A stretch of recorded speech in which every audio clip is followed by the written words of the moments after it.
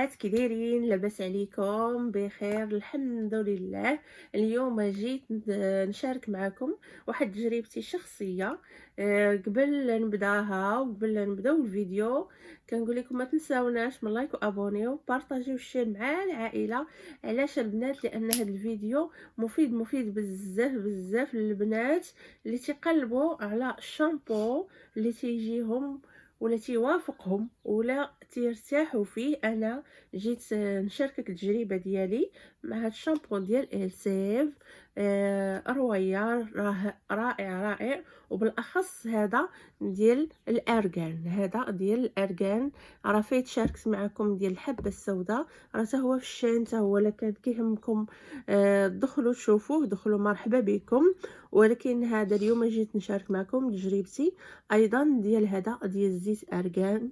واعر شامبو رائع في الحقيقه. انا استعملته دابا مده شهرين، ما تبقاش فيك القشره، شعرك تيولي نقي بزاف بزاف ومسبسب.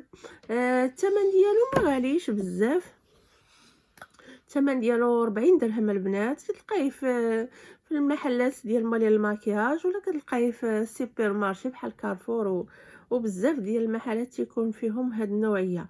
السيف متميز البنات بانه تيحافظ على الزغبه وعنده هكايا سمعه عالميه.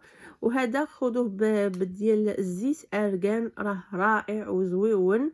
وهذا البلسم ديالو حتى هو البنات، حتى هو تستعملوا البلسم ديالو. في الحقيقه ملي كتاخذوه بجوج كتكون فيهم واحد النتيجه غزاله ونتيجه زويونه. تتنساي بان زعما شي حاجه. الشامبانات كاملين اللي استعملتيهم، ولكن هاد الشامبو ديال السيف ديال رويال بزيت ارغان، لا هو ولا هاد البلسم ديالو تيجيو خطيرين، غيوافقوا لك الشعر ديالك، ولا من ناحيه القشره ولا من ناحيه انه كتبقى فيهم واحد الريحه زويونه، وتيعود مسبسب وتيعود غزال، تيعود زويون. بزاف ديال البنات كنشوفهم انايا تيستعملوا شامبانات غاليين بزاف بزاف، وتلقاي عندهم هذيك المشكله ديال تبقى عندهم هذيك الحموضه شي شويه تتبقى في الشعر والحكان. هكا كتكون تتكوني باركه مع الناس ولا في الخدمه ديالك.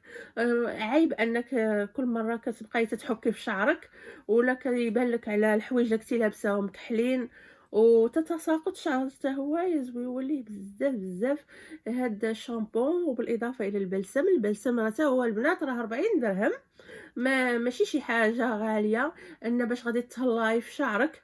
راه نصف جمال المراه هو الشعر ديالها.